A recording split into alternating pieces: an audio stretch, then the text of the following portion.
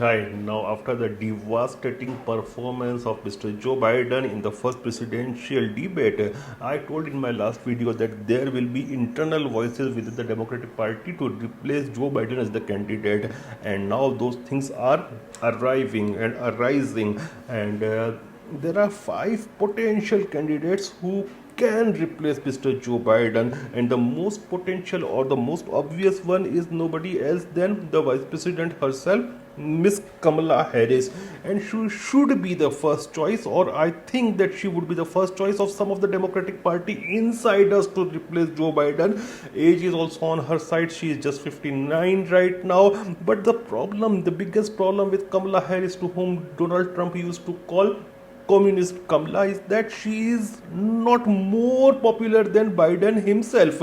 So I think even if they replace her with Joe Biden, the result might be catastrophic in elections. Then there is the governor of California, Mr. Gavin Newsom, and as the Democrats panicked about Joe Biden's candidacy, he can be one of the choices. He has been former mayor of San Francisco. His age is 56, and San Francisco is known for its liberalism. But the problem which is being reported with this gentleman, Mr. Newsom, as well, is that his biggest obstacle is his national glory, not as a liberalism, not for liberalism, but California's problems like homelessness, then multi-billion-dollar budget deficit, cost of living issues, and many voters, especially even the party voters,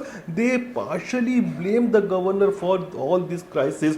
Then there is Josh Shapiro, who is the governor of Pennsylvania, but with him also the issue is that he is not having very much experience. He is in his first term as governor, and today he is supporting Joe Biden. He has supported Joe Biden, but in past he has issues. He clashed with Joe Biden on the issue of environmental policy. Then there is governor of Michigan, Miss White Whitmer, and she is also considered as a potential successor to Joe Biden.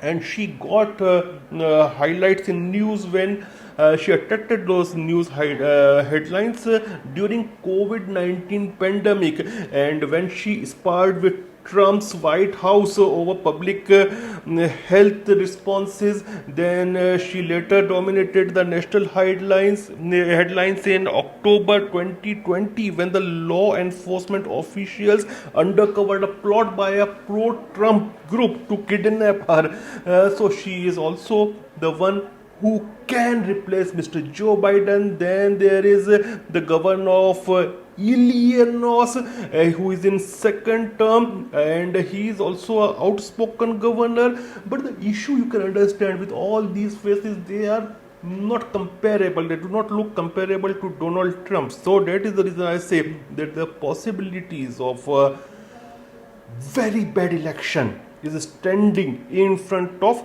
Democrats.